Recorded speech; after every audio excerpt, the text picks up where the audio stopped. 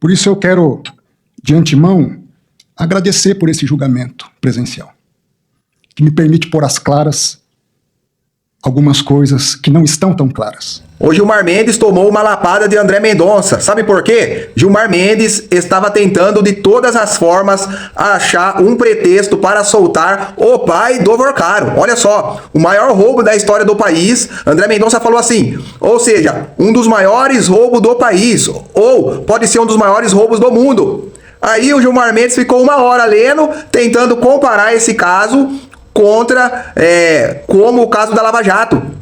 Aí o André Mendonça falou, nós não estamos julgando aqui caso da Lava Jato e não tem comparação nenhuma.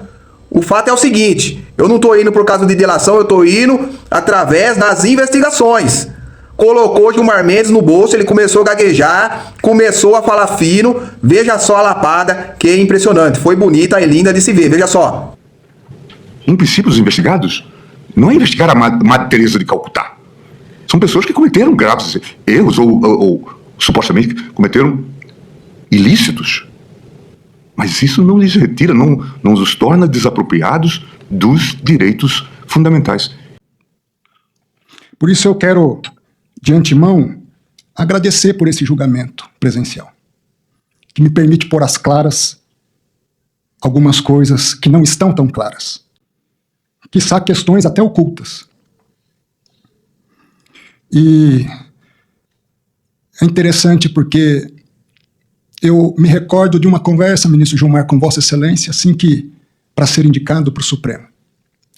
Vossa Excelência apontou que para ser ministro do Supremo é preciso ter coragem. E me lembro do que ele respondia à ocasião.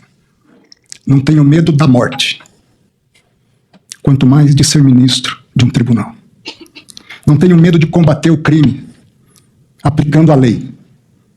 Não tenho medo de absolver quem é inocente. Não ajo por pressões de mídia e nem busco a mídia. Aliás, a mídia às vezes me critica porque, de certa forma, eu não sou tão acessível. Não tenho grupos de mídia, não dou entrevistas, não busco ser estrela. Sou um servidor público e com muito orgulho sirvo à justiça há mais de 20 anos, há 25 anos na AGU e no Supremo. E minha única pretensão aqui é aplicar a lei. Vossa Excelência tem razão, não se prende para delação. Seria abjeto fazer isso. E eu não me presto a trabalhos abjetos.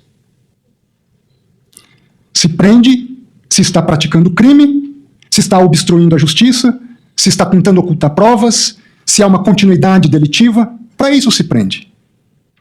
Eu levei 4 anos no Supremo para decretar a primeira prisão. Não tenho prazer em prisão. Ao contrário, tenho pesar. É difícil decretar uma prisão. Para quem quer o bem do ser humano, para quem ainda acredita no ser humano, porque de certa forma é uma falência da humanidade em casos específicos. Mas esse caso se reveste de singularidades. E eu queria apontar algumas singularidades.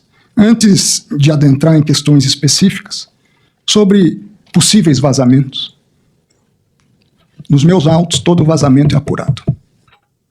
Já teve policial federal afastado por vazamento. Aliás, segundo me disseram, não sei se é verdade, caso inédito de apuração com resultado.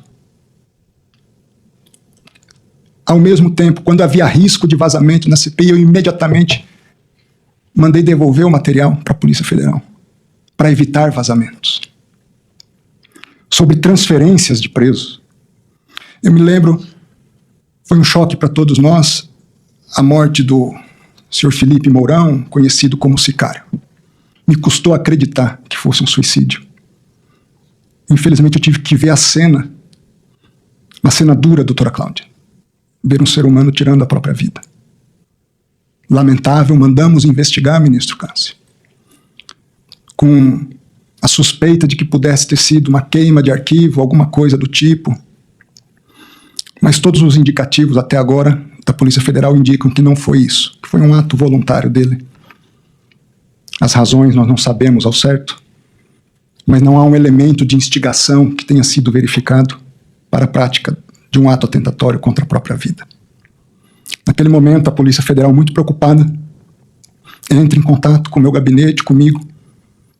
Como nós não sabíamos o que se sabia, ministro Cássia, que havia envolvimento de um crime organizado pesado, uma turma com sicário, com policiais federais infiltrados na organização criminosa, com um grupo de hackers, ainda todos desconhecidos. Era com o risco da integridade física de Daniel Vorcara. E num ato momentâneo, a Polícia Federal pede para que ele vá para um presídio federal, porque não se sabia a penetração desse crime organizado todo. Às vezes é uma comida envenenada, às vezes é uma água, e se apaga uma pessoa, ou se apaga um arquivo. Tomei a decisão única e exclusivamente para preservá-lo.